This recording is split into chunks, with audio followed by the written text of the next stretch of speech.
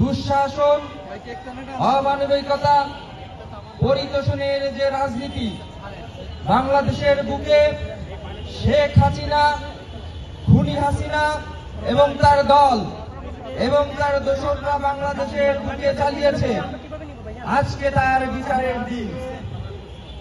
সেই জায়গা থেকে বলতে চাই, মুক্তিকামী ছাত্র জনতা উপরে যেভাবে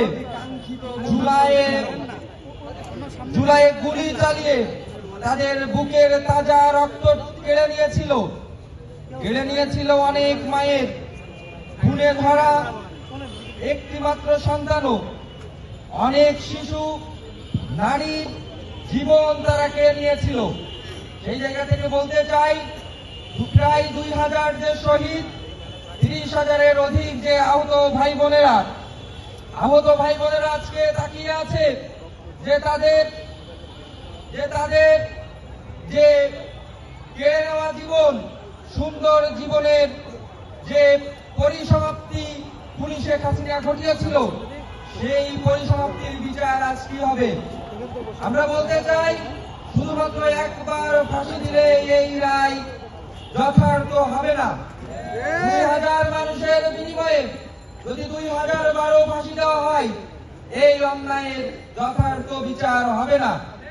সেই জায়গা থেকে বলতে চাই, যদি কোন কোর্ট, যদি কোন কাছারি আজকে ফাঁসির বাইরে কোন রায় দেয়, ছাত্র জনতা, আহত ভাই বোনেরা তা মেনে নেবে না। সেই জায়গা থেকে আমি হুঁশিয়ার করে দিতে চাই, আমাদের শহীদ ভাইরা আমাদের জন্য তাদের বুকের তাজা রক্ত ঢেলে অনুপ্রেরণা জুগিয়ে দিয়ে গিয়েছেন। আমরা এখনো আমাদের বুক চিতিয়ে দাঁড়িয়ে যেতে পারি শুধুমাত্র তাদের কথা চিন্তা করে। সেই জায়গা থেকে বলতে চাই, আজকে আমরা কোনো তাচ্ছিল্য দেখতে চাই না, তালবাহানা আমরা দেখতে চাই না। আমাদের ছাত্র জনতার একটি দাবি, শহীদ ভাইদের পক্ষ থেকে একটি দাবি, শহীদ ভাইদের পরিবার, আহত ভাইদের পরিবারের পক্ষ থেকে একটি দাবি, খুনি হাসিনার ফাঁসি চাই।